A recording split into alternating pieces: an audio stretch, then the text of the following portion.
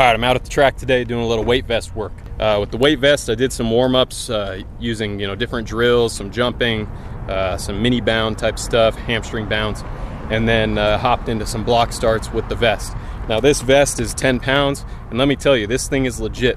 It's way better than the other vest that I was wearing, and I would say this is probably the best weight vest for sprinters. It's the Hyperwear Elite. You can check the link down below. But what I really like about it is this thing hugs your body. It does not bounce around when you're running. It sticks to you like a shirt. Now, the reason that I wanted to use the weight vest here is because recently I got sick. I lost like 10 pounds. And what I find happens when I lose a lot of weight like that is my ability to accelerate goes into the tank. And why is that? Well, if you think about it, you're overcoming gravity when you sprint. If you then take away a bunch of mass, now gravity is acting on your body a little bit less, because you have less mass, so gravity's not pulling down on you quite as hard. So if your brain is used to projecting at certain angles because you're a certain mass all the time, say you're 180 pounds, 185 pounds all the time like me, and then you drop 10 pounds, now all of a sudden your brain is trying to sprint like you were when you were 100, 185 pounds, but if you're 5 to 10 pounds down from that, the angles of projection that you'll need are going to be different than what you've been used to, because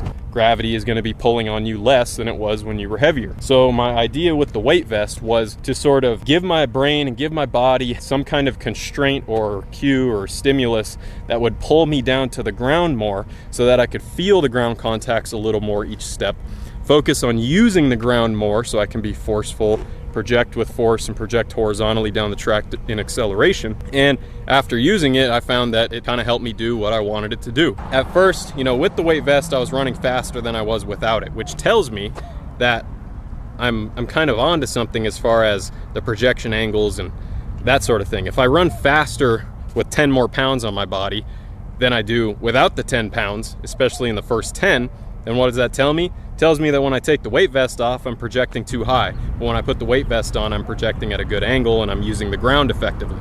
So after a few reps, I was able to start to see, okay, now I can run faster without the weight vest by getting my projection angles right. And I think using the weight vest allowed me to sense and feel what I'm supposed to feel that I had maybe lost after taking those 10 days off, laying in bed all day feeling sick. But what I did was I set up the blocks, set up some cones, and I did 20s to start with the weight vest. Then I went to 30s. Then I went and did a 40 and a 50. And I'm starting to see the technique come back that I'm used to seeing. And I think part of that is because I wore the weight vest, and it allowed me to kind of shift my brain a little bit, feel something slightly different, and then be able to modify my technique.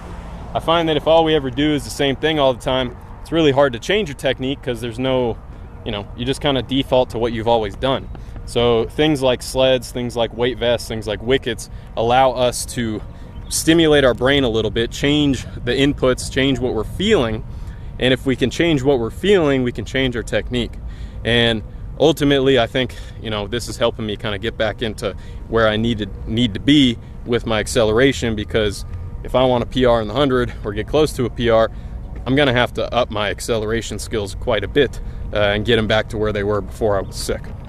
Now, if you're out at the track and you are going to wear a weight vest, there is one study that suggested if you wear a weight vest in your warm-up, you'll have better performance in your workout.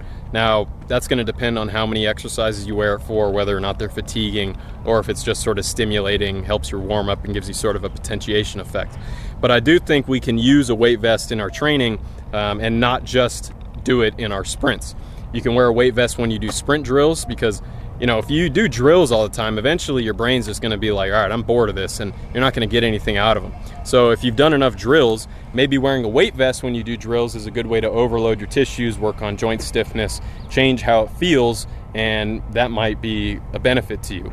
Another thing you can do is wear a weight vest when you do hopping and jumping exercises. Now, obviously, I wouldn't suggest doing, high depth jumps with a weight vest, but if you're doing little hops, little bounds, things like that, then a weight vest can overload those ground contacts and change up what your brain is sensing, change up how the tissues are being loaded, and maybe give you a little bit of a greater adaptation, or a little bit greater of a stimulus, I should say, than doing drills and bounds and things like that without a weight vest. Obviously, you can use a weight vest when you sprint as well. I would say you're better off using a weight vest during acceleration than upright sprinting, mainly just because you're moving so fast in upright sprinting that it gets a little sketchy if you start adding a lot of load.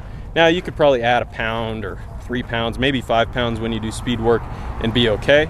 But if you're gonna go heavier than that, if you're gonna do 10 pounds, 15 pounds, something like that, I would definitely limit to acceleration. I think 10 pounds is probably a safe bet for doing block starts up to about 30 meters, and you should be able to do that and be fine as long as you don't have some pre-existing injury.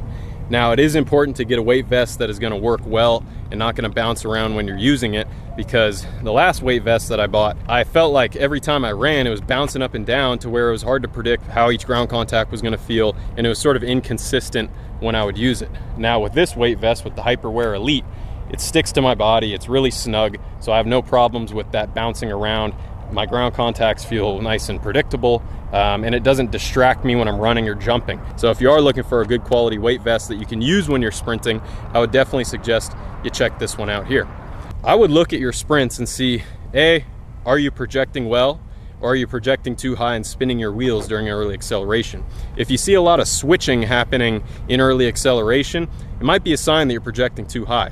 Obviously, you know, elite sprinters are one thing, but for the rest of us, if you're projecting too high and you're cycling your legs in the air, but you're not moving through the air horizontally, and you're not getting to that next ground contact soon enough, then you're probably not gonna run as fast as you're capable of.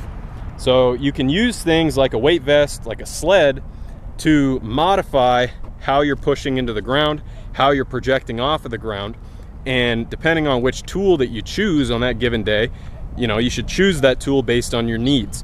Do you feel like you need to really overload the horizontal force vector? Okay, grab a sled. Do you feel like you need to modify gravity and vertical force vectors? Grab a weight vest. Find ways to give your body an environmental constraint, like a weight vest, like a sled, like wickets, to modify the thing in sprinting that you seek to change. If you need to change your projection angles, then consider using a weight vest or a sled. If you need to change your stride frequency, how you're striking the ground, how you're doing an upright sprinting, maybe you try wickets. But get creative, try things out, and see what happens. Do an experiment, wear a weight vest for a while. Today was a mini experiment, and it confirmed what I thought was going on. Whether or not any specific tool is gonna help you or not is gonna depend on your situation. But I think as sprinters, we gotta take advantage of the tools that we can, weight vest, sled, wickets, things like that, modify what our brain is dealing with, modify what our tissues are dealing with, modify how we're loading our body. And if we do that, we can give our body a slightly different stimulus than what we're used to, and maybe get a little bit of an edge, gain a little bit, and eventually run a little bit faster.